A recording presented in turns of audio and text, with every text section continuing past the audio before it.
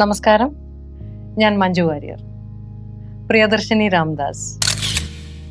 പ്രിയദർശിനിയെ നിങ്ങൾക്ക് പുതിയതായിട്ട് പ്രത്യേകിച്ച് പരിചയപ്പെടുത്തേണ്ട ഒരു ആവശ്യമുണ്ടെന്ന് എനിക്ക് തോന്നുന്നില്ല. ലൂസിഫറിൽ നിങ്ങളെല്ലാവരും കണ്ടതാണ്, സ്നേഹിച്ചതാണ് പ്രിയദർശിനിയെ. പി.കെ. രാംദാസ് എന്ന വലിയ ഒരു രാഷ്ട്രീയ നേതാവിൻ്റെ മകളായ പ്രിയദർശിനി പല ഘട്ടങ്ങളിലും അതൊക്കെ മറന്നു വെച്ചുകൊണ്ട്, മാറ്റി വെച്ചുകൊണ്ട് മകൾക്ക് വേണ്ടിയും കുടുംബത്തിന് വേണ്ടിയും ഒക്കെ ജീവിച്ച വളരെ ബ്യൂട്ടിഫുൾ ആയിട്ടുള്ള, വളരെ എലഗൻ്റ് ആയിട്ടുള്ള ഒരു സ്ത്രീയാണ്. പ്രിയദർശിനിയുടെ യാത്ര ലൂസിഫറിന് ശേഷം ഇപ്പോൾ എമ്പുരാനിലും തുടരുകയാണ് എന്നുള്ള വലിയ സന്തോഷം എനിക്കുണ്ട്.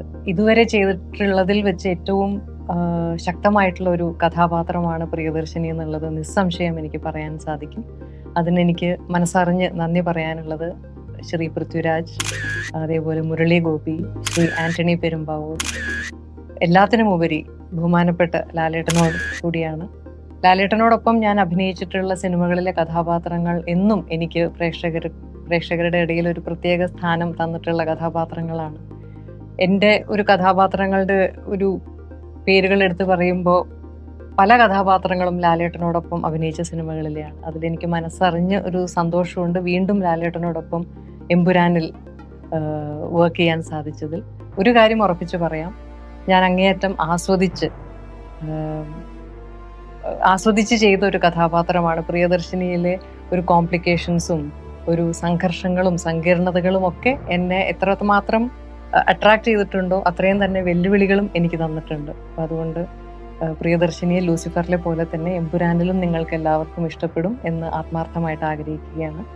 രാജുവിനോടൊപ്പം ഒരു സിനിമ ചെയ്യുന്നതിൻ്റെ സന്തോഷം എത്രയാണെന്നുള്ളത് ലൂസിഫറിലോ അല്ലെങ്കിൽ ഇപ്പോൾ എമ്പുരാനിലോ ഒന്നിച്ച് അഭിനയിച്ചിട്ടുള്ള ഏതൊരു ആർട്ടിസ്റ്റിനോട് ചോദിച്ചാലും അറിയാൻ സാധിക്കും. കാരണം അത്രയും കംഫർട്ടബിൾ ആയിട്ടുള്ള ഒരു ഡയറക്ടറിൻ്റെ കൂടെ വർക്ക് ചെയ്യുമ്പോൾ ഒരു ഡയറക്ടർക്ക് ഏറ്റവും ആവശ്യമുള്ളത് എനിക്ക് തോന്നുന്നത് എന്ത് വേണം എന്നുള്ളതിനേക്കാൾ ഉപരി എന്ത് വേണ്ട എന്നുള്ളതിനെ കുറിച്ചുള്ള വളരെ വ്യക്തമായിട്ടുള്ളൊരു ധാരണയാണ്. അപ്പം രാജുവിന് ഞാൻ കണ്ടിട്ടുള്ള വളരെ